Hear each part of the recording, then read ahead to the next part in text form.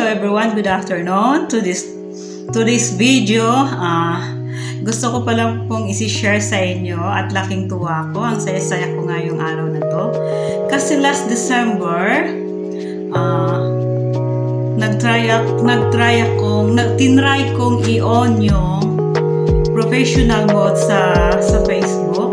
So, ngayong araw na to, pagising ko, professional na ako talaga.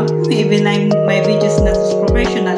Monetize na po tayo guys dito sa Facebook. So salamat po sa lahat ng mga sumuporta at nakikinood or nanonood ng video ko, sa mga nag-follow. Salamat po. Sana po ay lagi niyo pong suportahan ang mga videos ko or mga post ko.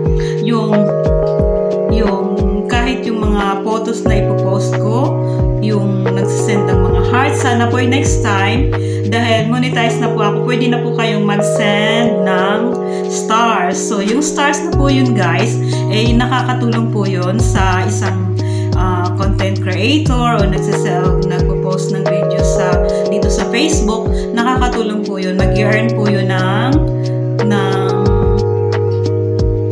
certain amount.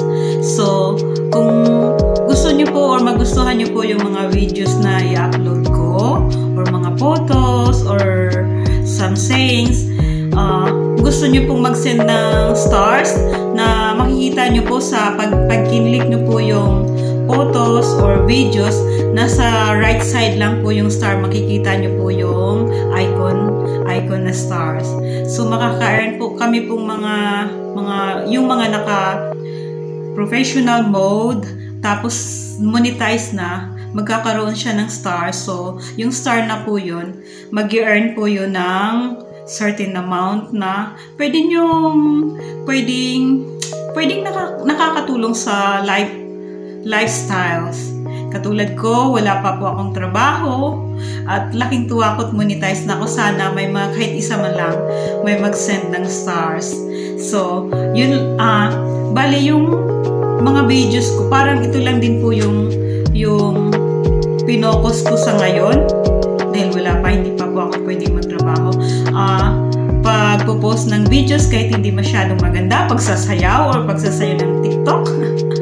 Minsan nga may nagtanong sa akin, bakit daw ako sayo ng sayo sa Facebook? So sagot ko naman, stress reliever or pampa-relax, pam-exercise, yun lang po. So, ngayon, monetize na po tayo. Sana mag-send po kayo ng